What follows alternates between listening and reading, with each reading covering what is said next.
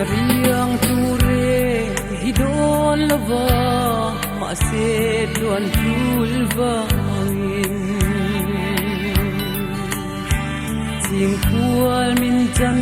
san nangain kariang Khang von ki o ka hang tira siar ti po kupin anle hoi vela eng kim mai hianin kalule ka hoi vela eng kim mai hianin kalule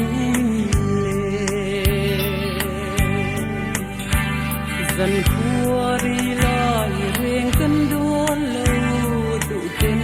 trang em bên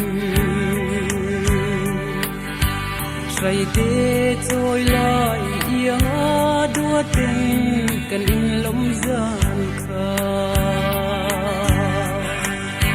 Hil lai reng o om duan lau Wan ang chul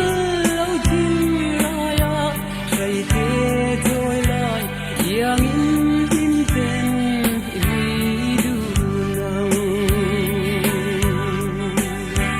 Trai te trôi lai yang in ten idu nang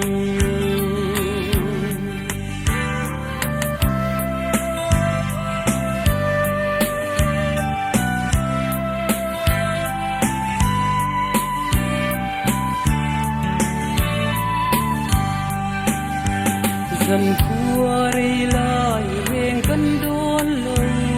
tu ten trang em bên Trai te trôi lai yang a đua ten kan in lom gian